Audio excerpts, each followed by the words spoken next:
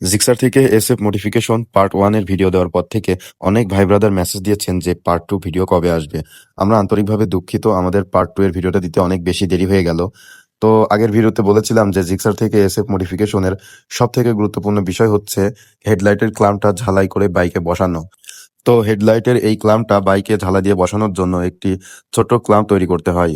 তো দেখতে পাচ্ছেন আমরা সেই ক্ল্যাম্পের কাজটি করছি। এই ক্ল্যাম্পটি অনেক নিখুঁতভাবে তৈরি করে নিতে হয়। আমাদের দক্ষ টেকনিশিয়ান দ্বারা আমরা এই ক্ল্যাম্পটি খুব সুন্দর ও মেজারমেন্টের মাধ্যমে তৈরি করে নিচ্ছি। এসএফ মডিফিকেশনের ফুল সেটআপটি হয় এই ক্ল্যাম্পের মাধ্যমে। তো দেখতে পাচ্ছেন এই হেডলাইটের ক্ল্যাম্পটা এখানে, আর আমাদের হাতে রয়েছে সেই তৈরি করা ক্ল্যাম্পটি। মূলত এই ক্ল্যাম্পটির সঙ্গেই ক্ল্যাম্পটি ঝালাই হয়ে বাইকের সঙ্গে বসবে। তো এভাবেই বাইকের সঙ্গে এটি ফিটিং হবে। তো দেখতে পাচ্ছেন আমরা এবার চলে যাব আমাদের ঝালাইয়ের কাজে। ঝালাই করতে যাওয়ার আগে হেডলাইটের ক্ল্যাম্পের সঙ্গে আমাদের এই বানানো ক্ল্যাম্পটি সেট করে নিচ্ছি, দেখছি যে মেজারমেন্ট ঠিক আছে কিনা এবং জিনিসটি ভালোভাবে টাইট হয় কিনা। ইতিমধ্যে আমাদের বাইকের ঝালাইয়ের কাজটি শুরু হয়ে গেছে। জিক্সার থেকে এসএফ মডিফিকেশনের এটাই হচ্ছে সব থেকে গুরুত্বপূর্ণ একটি কাজ। দেখতে পাচ্ছেন খুবই যত্ন সহকারে, খুবই মেজারমেন্ট নিয়ে এই ঝালাইটি করা হচ্ছে। আর সব থেকে গুরুত্বপূর্ণ বিষয়, ঝালাই করার সময় বাইকের যে চেসিস নাম্বার থাকে সেই নাম্বারটিতে যেন কোনোভাবেই কোনো দাগ না লাগে এবং নাম্বারটি যেন মুছে না যায়, সেদিকে অনেক লক্ষ্য রাখতে হবে।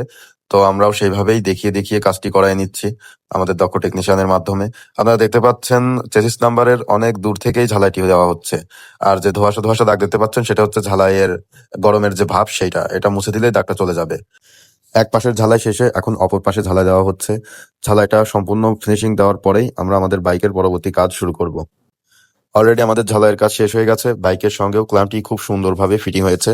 তো দেখতে পাচ্ছেন এখন বাইকের 2 পার্ট হ্যান্ডেল ইনস্টল করার জন্য যে বুশ ব্যবহার করতে হয় সেটি ইনস্টল করা হচ্ছে।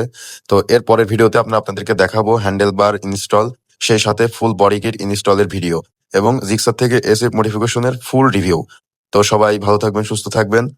আর তৃতীয় পার্ট যারা যারা দেখতে চান অবশ্যই কমেন্ট করবেন এবং ফলো দিয়ে বাইক ডোজের পাশে থাকবেন। সবাই ভালো থাকবেন, সুস্থ থাকবেন। আসসালামু আলাইকুম।